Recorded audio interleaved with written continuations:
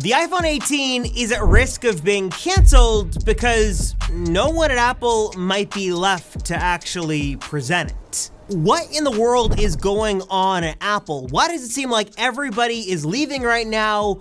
Who could be next? And is all of this because people are unhappy with the next Apple CEO? Plus, in a surprise move, Apple might be going back to Intel to make chips for the Mac and iPhone. Yes, this is a real story.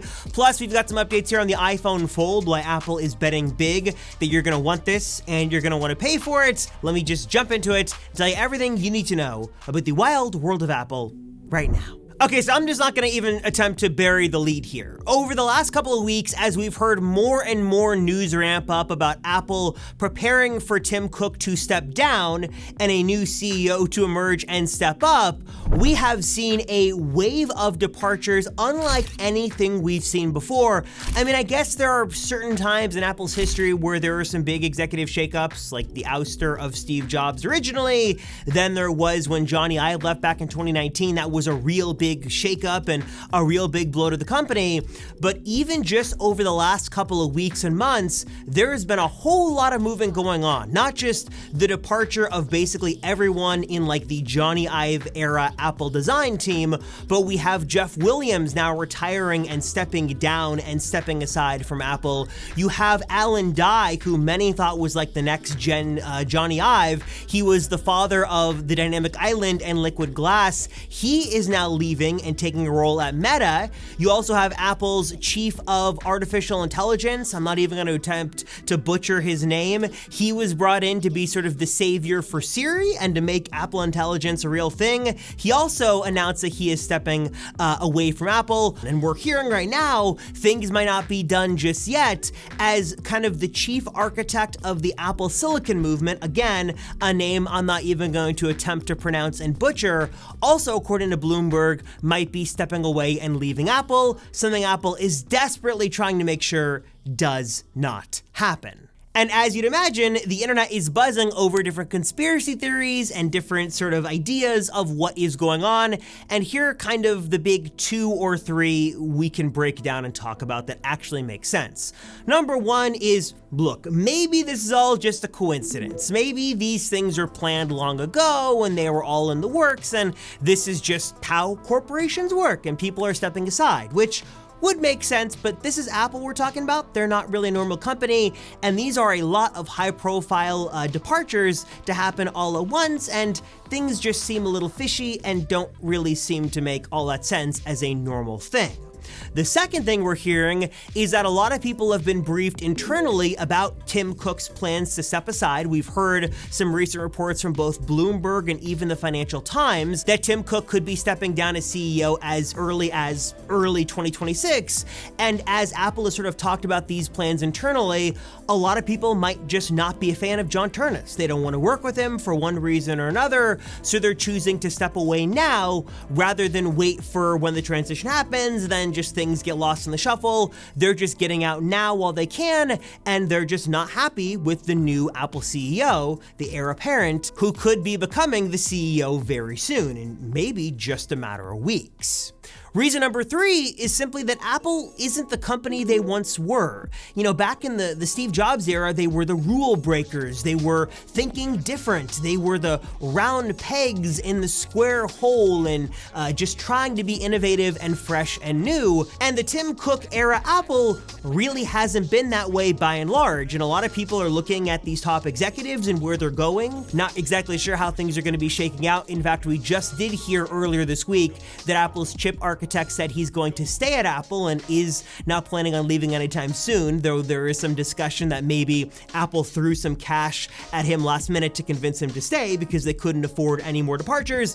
Whatever it is, we don't really know, at least not as of now, but it's clear that 2026 is going to be a pivotal transitional year for Apple, that it looks likely that Apple might be getting a new CEO, and even if Tim Cook does stay on longer than next year, there certainly is a lot of executive shakeup that could be really affecting products for better or worse, and hopefully this leads to more innovation and more rule breaking for the better and more just cool stuff out of Apple and more risks being taken.